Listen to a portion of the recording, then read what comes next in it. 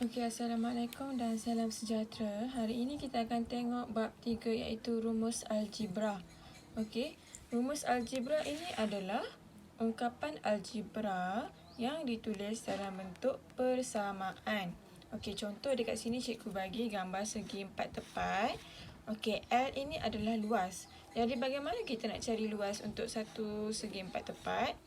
Jadi L sama dengan panjang kali lebar. Okey, L sama dengan panjang kali lebar. Jadi ini adalah rumus ataupun kita panggil dia sebagai formula. Okey. Sekarang kita akan tengok cara untuk menukar perkara rumus. Okey, tak payah kita abaikan dulu. Kita tengok yang di bawah. Okey.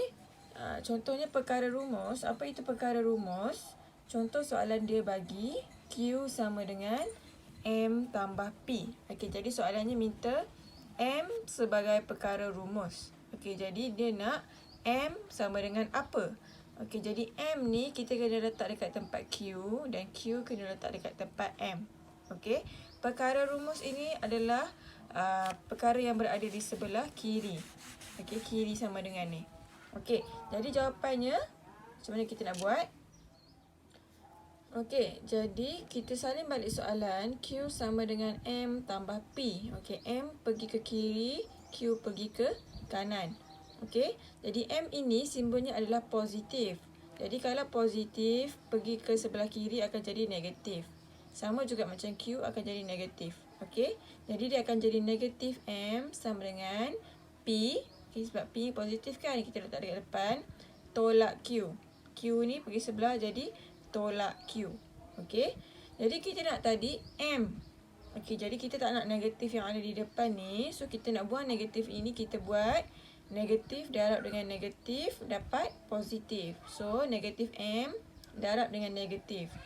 Apabila di sebelah kiri ini darab dengan negatif, di sebelah kanan pun kena darab dengan negatif. Jadi akan dapat M sama dengan negatif jumpa negatif dapat positif. Okey. So negatif P tambah ni positif sajalah, tambah Q. Ataupun boleh ditulis sebagai, kita letak yang Q ni kan positif, so Q ni letak di depan. So M sama dengan Q tolak P. Okey, seterusnya kita tengok soalan nombor 2. P sama dengan 2S tolak M. Jadi kita nak ungkapkan M sebagai perkara rumus. Jadi kita nak M sama dengan apa? Okey, so kita kena ubah dahulu kedudukan M tersebut. Okey, jadi pertama sekali kita tukarkan switch. Okey, so kita buat 2S tolak M sama dengan B. Okey, kita tukar tempat dahulu. Sekarang ni 2S ni kita tak nak kan? Kita nak bawa dia pergi sebelah kanan sebab kita nak M sahaja di sebelah kiri ni. Jadi sini jadi negatif M sama dengan B. Okey, 2S ni dia adalah positif. So positif pergi sebelah akan jadi negatif. So B tolak 2S. Okey. So kita nak M ini mesti positif. So yang ini kita perlu darabkan dengan negatif. Yang ini pun darab dengan negatif. So negatif dengan negatif. Negatif darab negatif akan dapat positif. So dapat M. Okey, ini kita akan darabkan. Sama dengan negatif B. Negatif jumpa negatif, positif 2S. Ataupun macam tadi cikgu kata, letaklah yang positif ini di depan. M sama dengan 2S. Yang tolak B ni letak kat belakang. Okey, dah siap. Okey, seterusnya untuk soalan nombor 3.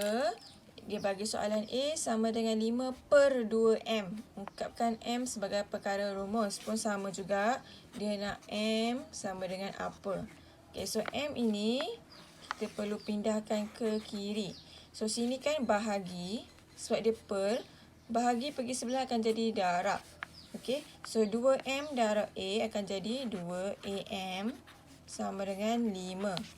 Okey, ingat A darab 2M sama dengan 2AM. Okey, so kita nak M sahaja. Kita tak nak 2A. Jadi macam mana kita nak buat? Kita bahagikan. So 2AM bahagi 2A. Sebab kita nak potong. Sama dengan 5. Okey, jika di sebelah ini bahagi dengan 2A, di sebelah kanan pun kena bahagi dengan 2A. So dua-dua kena dapat. Okey, kalau sini bahagi 2A, sini kena bahagi 2A juga. Okey. So 2A boleh potong dengan 2A. So apa yang tinggal? M sama dengan 5/2A. Okey, untuk soalan nombor 4, T sama dengan M tolak N per -3. Okey, ungkapkan M sebagai perkara rumus. Sama juga macam tadi, dia nak M sebagai perkara rumus, jadi M sama dengan apa? Okey, so untuk soalan ni, tak apa, kita ubah dahulu kedudukan yang bawah ni naik ke atas. Okey, sini tadi bahagi. Kenapa cikgu kata bahagi? Sebab sini adalah per. Bahagi pergi ke sebelah akan jadi darab. So -3 darab T akan jadi -3T sama dengan M tolak N. Okey, so -3T, kita bawa dahulu yang ini. Negatif pergi sebelah jadi positif. So -3T tambah N sama dengan M. Okey, kita nak M perkara rumus. M ni mesti berada di sebelah kiri. Jadi kita letak M dekat sini. Okey. Yang ini kita ubah saja kedudukan dia.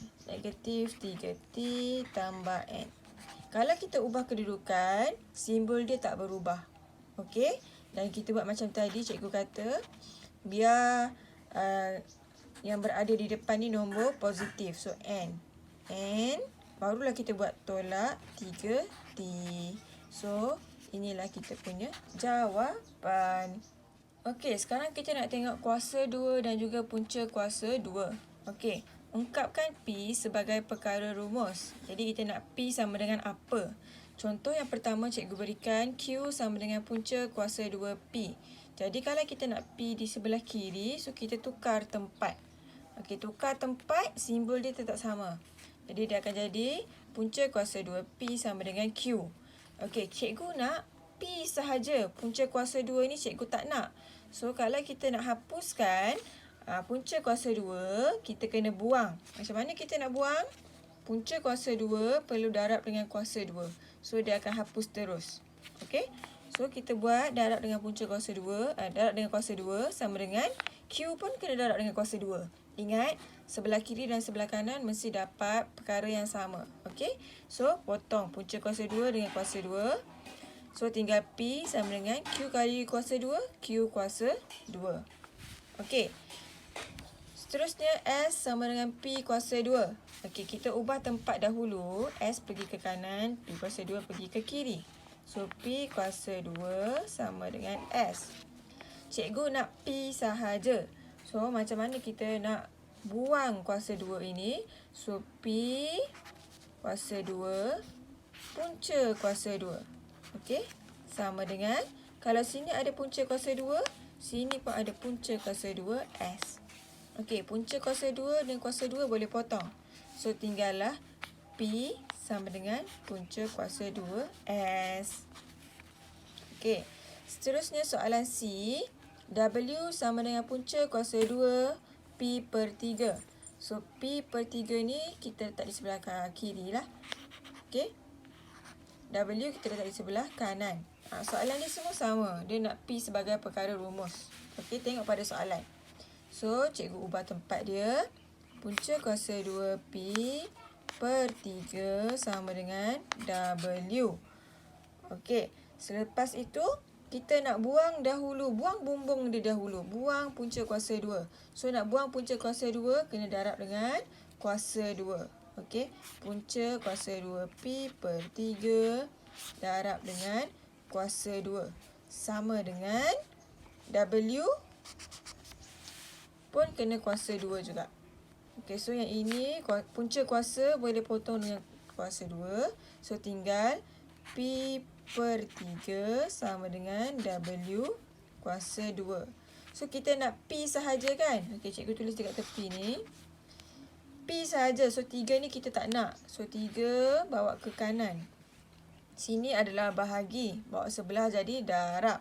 So P sama dengan 3 darab W kuasa 2 adalah 3W kuasa 2. Okey. Untuk soalan D pun sama. Kita boleh ubah. Okey, kita boleh ubah sebab kita nak P kuasa 2 je kan. Satu ni kita tak nak. Okey, kita bawa P kuasa 2 pergi ke sebelah kiri. So ini adalah bahagi. Ini ada sama dengan. So kalau dia menyeberang ke sebelah dia akan jadi darab. Okey, T darab P kuasa 2 adalah T P kuasa 2 sama dengan 1. Okey, so macam mana kita nak cancel P kuasa 2 tersebut? Okey, kita nak cancel dahulu P kuasa 2. Tak pun, tapi ada T ni mengganggu. So T ni bawa pergi sebelah. TP kuasa 2 ni adalah, TP kuasa 2 ni adalah T darab P kuasa 2. So dekat sini dia adalah darab. Kalau kita nak bawa T pergi sebelah, dia akan jadi bahagi. Okey, so T ni pergi sebelah. So tinggal P kuasa 2 sama dengan 1/T. Dia tukar tempat je. Okey, kenapa per T? Sebab sini darab. So sini pergi sebelah kanan jadi bahagi. Bila bahagi dia duduk dekat bawah. Okey, P kuasa 2. Kita tak nak kuasa 2. Kita nak P sahaja. So P kuasa 2 ni kita bawa dia jadi pergi sebelah. Kuasa 2 ni bawa pergi sebelah. Bila dia bawa pergi sebelah, dia akan jadi punca kuasa 2. 1/T. Okey. Seterusnya adalah menentukan nilai pemboleh ubah. Okey, pemboleh ubah ni adalah huruf-huruf ni lah T, U, apa-apa huruf yang diberikan dalam soalan. W. Okey, jadi soalannya W sama dengan 7T tolak 5U. Hitung nilai berikut. So untuk soalan A, dia nak nilai W. So kita tulis balik. W sama dengan 7T tolak 5U. Okey, so T sama dengan 13. 7T ni, 7T adalah 7 darab T. Ataupun boleh ditulis 7T. Okey, kalau awak nampak kurungan ni maksudnya adalah darab. So cikgu buat kurungan. Tadi T berapa? 13 tolak 5U negatif 2. So awak tekan kalkulator, awak akan dapat berapa? 7 13 tolak 5 negatif 2. So kita akan dapat 101.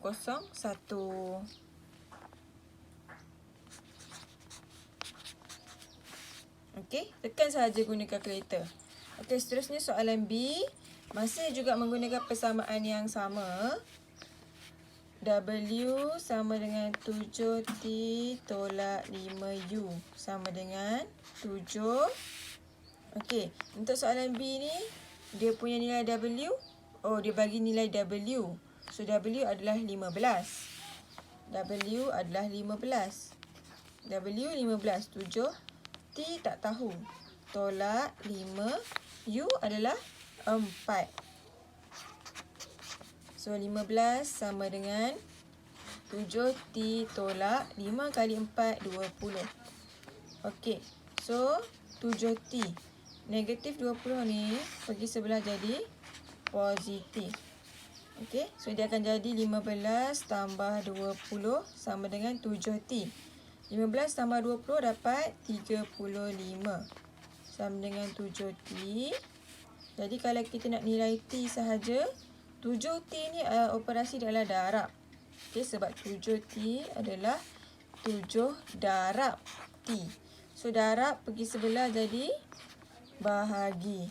So 35 bahagi 7 dapat T sama dengan boleh tekan kalkulator. 35 bahagi 7 dapat 5. Okey. So tulis dengan elok. T sama dengan 5. Itu sahaja untuk cari nilai. Okey, cari nilai pun boleh ubah. Masukkan nilai yang diberikan di dalam soalan.